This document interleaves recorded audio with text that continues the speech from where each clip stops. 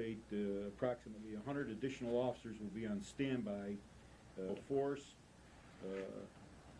Chief Jewell will be sides. Those gates closest to Irving Ave will not be open. Gate C, the closest as you walk up the stairs of the dome and go to your left, would be Gate C initially. That will be for employee entrance only. As long as the most appropriate way to come, the most appropriate. I just don't expect any difficulty. Based on the conduct of the audiences throughout all the other cities, and we're still monitoring the Stones in Chicago today. We just don't expect it. We're prepared. We've got contingency plans ready, but I think that it'll be, you know, a lot of people, a lot of noise, but no cause for panic, I don't think.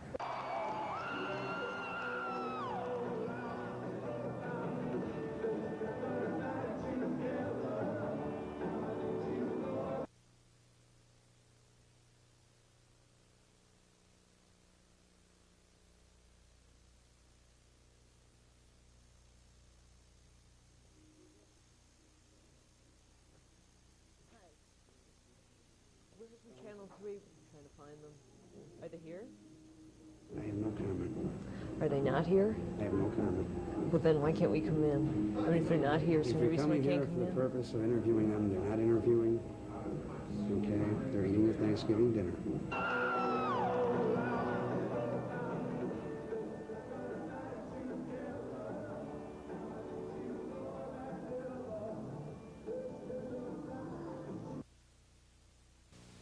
Rolling Stones under the dome, once in a lifetime, in Syracuse. Souvenir hawkers were out on the streets early today peddling T-shirts and bumper stickers made by Mayflop Enterprises. Mayflop Enterprises. You don't know who Mayflop? No, so they Mayflop. It's just some friend of ours printed it up and selling them. Where are you from? People poured in from all over the East Coast, many intending to sleep in their vans tonight. You haven't booked a room yet? No. You're out of staying here. Mobile home. Normal concert parking fees are $1.50, but for the Stones it will be $3. And if you don't have a van and have to spend the night in a motel, there's always the Holiday Inn. Expensive tickets to begin with. They're usually like $5 over other tickets for other shows. Yeah, like $16. How do you afford all this?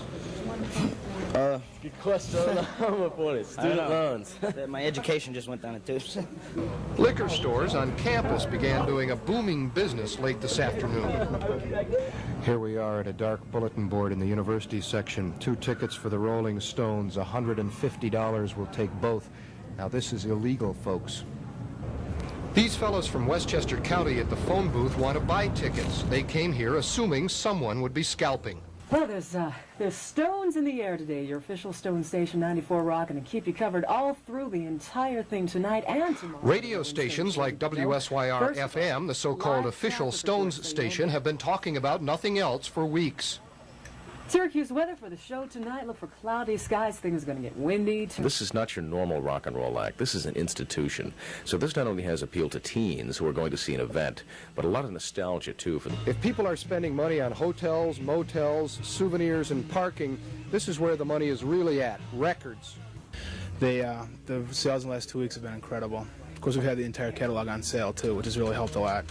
And we still do have it on sale. But like the new one, we're selling 100 of it a week, which is amazing for one album. How are the Stones getting to the Dome? Ken Tohofjan of Hill & Mitchell Limousine Service is one of the drivers. Well, I'm a little impressed, yes. But mostly it's just a job.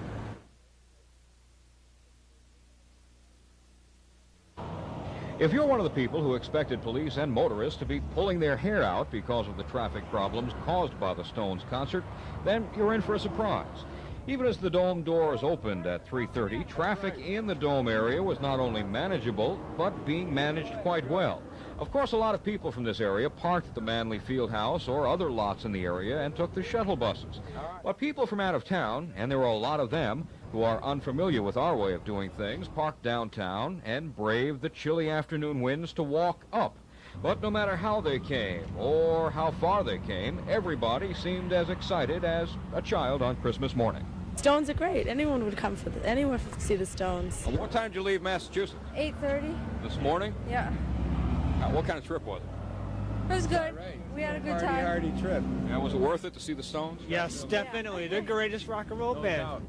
Young people are not known for their patience, and that showed clearly today. Rather than park and wait for the shuttle buses to start, many of the kids just decided to hoof it. Police Chief Thomas Sardino is being proved right. His traffic and parking plans, perfected over the last 2 football seasons, are working. Thousands of cars, buses, and pedestrians can get into the area without a lot of problems. We'll let you know if the exiting goes as well tonight at 11. Martin Farrell, Channel 3 News.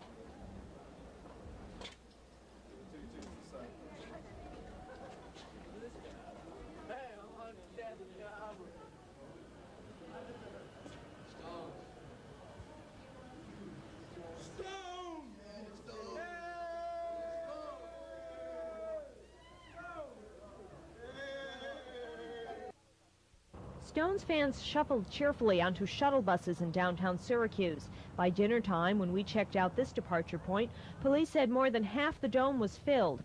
Visitors from out of town said traffic was heavy, but they had no problem getting into town. Came off exit 39, drove right here, got in the parking lot. Did you find a space right away? Yeah. Oh yeah, no problem. Bus aide said concert goers were arriving in small groups, avoiding big pileups and long waits at the bus stops.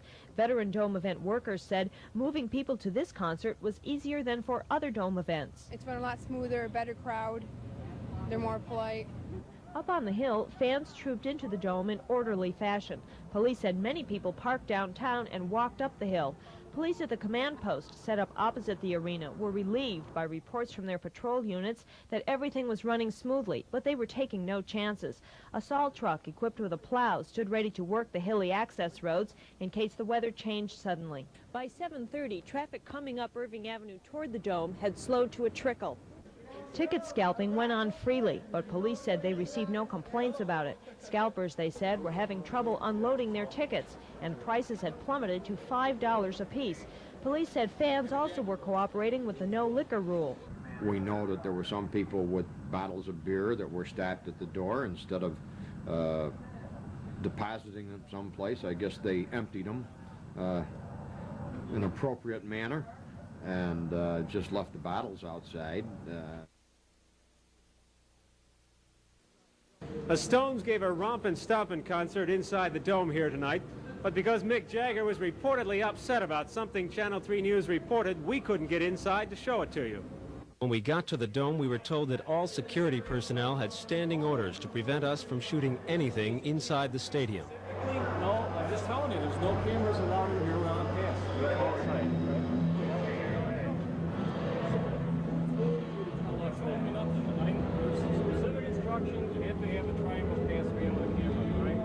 The bodyguard the Stones sent to keep an eye on us refused to comment with our camera rolling, but he told us later that the Stones were very upset by a Channel 3 report yesterday that they're staying at the Marriott Hotel in East Syracuse. He said 10 or 12 people have found their way into the hotel and disturbed the band. He said they were hoping to enjoy a quiet Thanksgiving dinner, and our report spoiled it. He did not mention that the Stones are very public people who stand to carry away $1.2 to $1.3 million from their work in Syracuse. If we could have shown you tonight's show, you would have seen much the same performance the Stones gave in other major cities. While they were in Chicago for this concert, all 3 network affiliates reported where they were staying. Yet all 3 were later allowed to tape the first 3 numbers in the concert. That's been the rule during the current tour. Dome Public Relations Manager Mike Holdridge told us Channel 3 would be barred from the Dome if it showed any videotape shot inside the Dome tonight. Channel 3 is checking out the legality of that threat. The Stones play another set in the Dome tomorrow night. At this point, they say Channel 3 won't be allowed to cover that one either. Is it true that Mick Jagger himself was upset about what we said on the air? We got to the Dome, we were told that all security personnel had standing orders to prevent us from shooting anything inside the stadium. No, I'm just telling you, there's no cameras allowed in here around the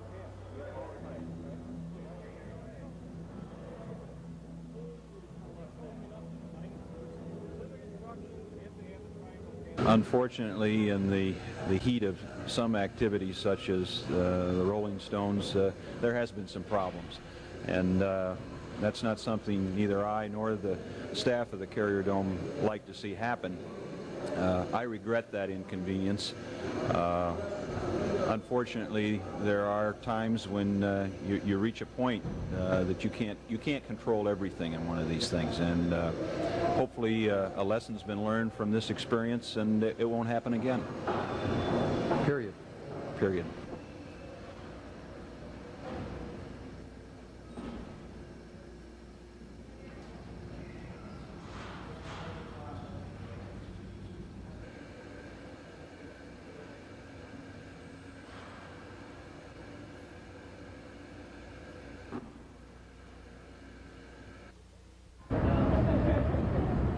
With memories of the concert last night still vivid in their minds this morning, people began checking out of their hotel and motel rooms. Wish I could have got closer.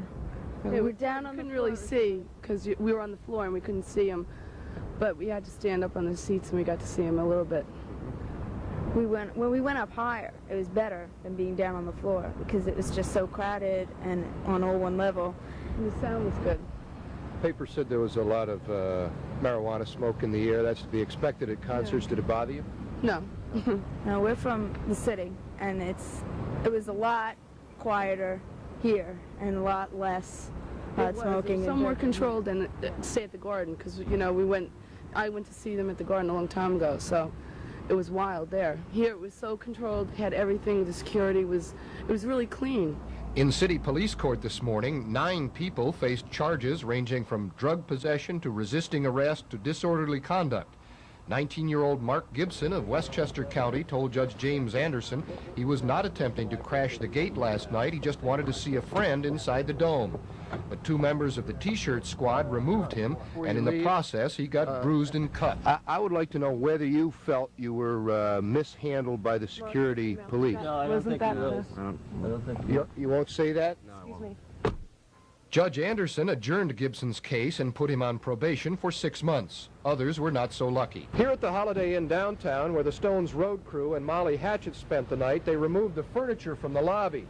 Today's big problem was getting people out of the rooms and getting the rooms cleaned up for the second wave to arrive. Housekeeper May Herman took us on a tour of some of the rooms. Butts, booze, bread, and potato chips, you name it, all over the place. Beer bottles broken. Yesterday we had soap on the windows with obscenities written all over, that type of stuff.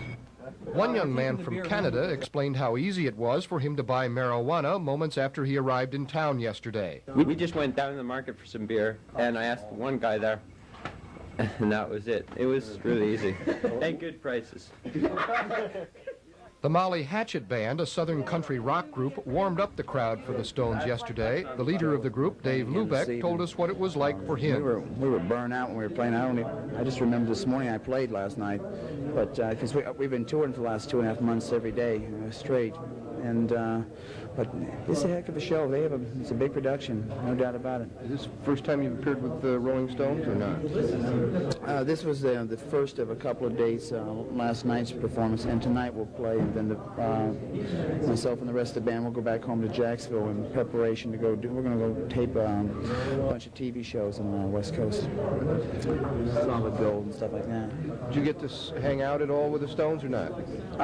There wasn't time for it because we flew right in on our plane yesterday, went straight to the hall, and then, like I said, it was real hectic back there, but Jagger was on stage when we were playing yesterday, so I was told. I looked over and saw this guy in a real low hat pulled over his face, tried to disguise himself, but it was Jagger, and we're going to be getting together after this evening's show. They say we're going to have a meeting of the minds or something. East meets West, who knows? So as the police barricades went up again, they're getting ready to do it all over again tonight. Ron Hastings, Channel 3 News.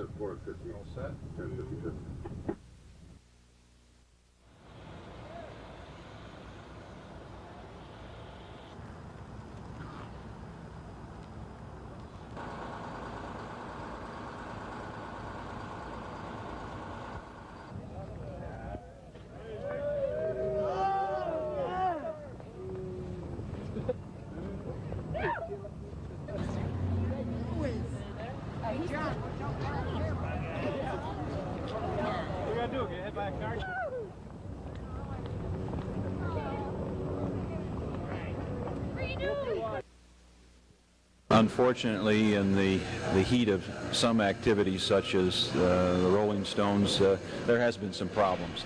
And that's not something neither I nor the staff of the Carrier Dome like to see happen. I regret that inconvenience. Unfortunately, there are times when you reach a point that you can't control everything in one of these things.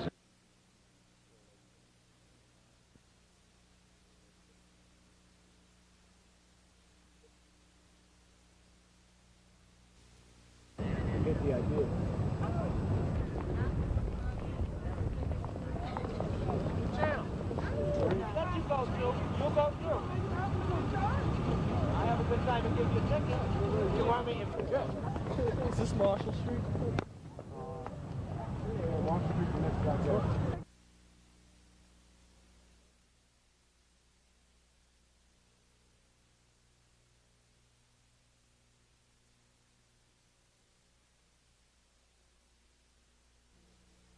They went from the stage right to the airport and were probably airborne before the last of the crowd got out of the dome. Last night was relatively peaceful according to police. There were 10 drug arrests for selling pot, coke, LSD, and heroin. 66 people were treated at the dome's infirmaries, with 8 being transferred to local hospitals for drug and alcohol overdoses. The band made about $1.2 million all total, in spite of a civil dispute over and a federal ban on the sales of Stones souvenirs at the shows. And according to Dome director Tom Benzel, the university made out pretty well also. As I've said many times, I don't discuss the particulars of contracts. Even though it's a public facility? Well, you say that it's a public facility.